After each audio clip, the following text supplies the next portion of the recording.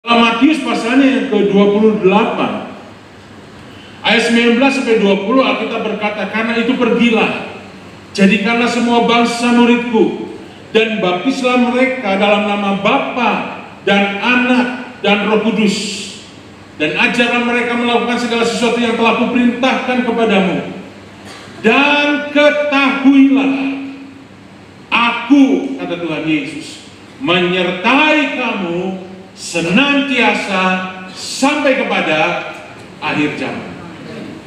Bapak Ibu Saudara, inilah janji Tuhan dalam hidup kita, bahwa Tuhan menyertai kita sampai kepada akhir zaman. Dalam gambar yang Bapak Ibu Saudara bisa lihat, saya taruh di situ gambar seekor domba yang berjalan bersama dengan Tuhan Yesus. Bapak Ibu Saudara, bukankah Tuhan menggambarkan kita seperti seekor domba yang diutus ke tengah serigala? Bapak Ibu Saudara, bayangkan satu ekor serigala saja masuk ke tengah kawanan domba. Kawanan domba banyak yang mati. Ini satu domba masuk ke kawanan serigala. Bukankah itu sedang menjemput ajal, Bapak Ibu Saudara? Tapi itulah yang Tuhan berikan di dalam hidup kita. Dan Bapak Ibu Saudara harus tahu, domba yang dimaksud oleh Tuhan Yesus itu adalah domba Israel, bukan domba Garut, Bapak Ibu. Domba Garut itu adalah satu jenis binatang yang punya kekuatan di tanduknya.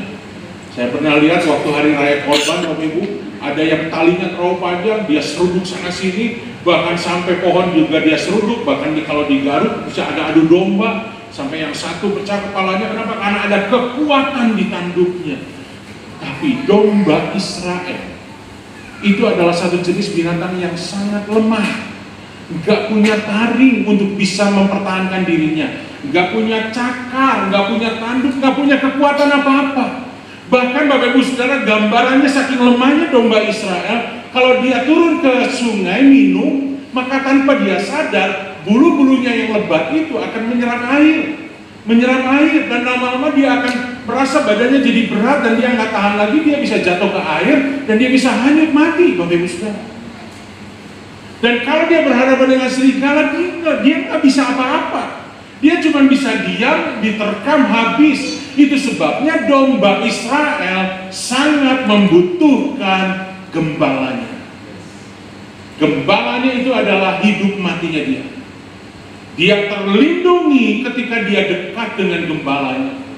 Bahkan sampai gembala Israel itu, Bapak Ibu Saudara, seringkali tidur di kandang, di pintu kandang dari domba-dombanya, untuk mencegah binatang-binatang masuk memangsa domba-dombanya. Sebegitu rupa ketergantungan domba kepada gembalanya. Demikian juga Bapak Ibu Saudara dan saya, kita sangat bergantung kepada gembala agung kita. Padang rumput yang hijau, air yang tenang, siapa yang menyediakan? Bukan domba yang cari, gembala itu yang menyediakan. Di tengah lembah kekelaman, lembah bayang-bayang maut, ketakutan, siapa yang memberikan perlindungan? Domba tidak bisa melindungi diri sendiri. Gembalanya melalui gadanya, dia mengusir semua binatang buas. Dengan tongkatnya, dia menyentuhkan di belakang telinga dari si domba, sehingga dombanya merasa gembalaku masih ada, dan dia punya kekuatan.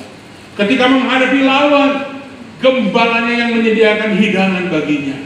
Kebajikan dan kemurahan belaka yang ada dalam kehidupan domba yang disertai oleh gembalanya. Dan kita bersyukur Bapak Ibu Saudara, gembala agung kita berkata, aku menyertai kamu senantiasa, bukan sewaktu-waktu, bukan kalau lagi mood saya bagus saya akan menyertai, enggak. Senantiasa, selalu, setiap waktu, sampai kepada akhir zaman. Nah, Bapak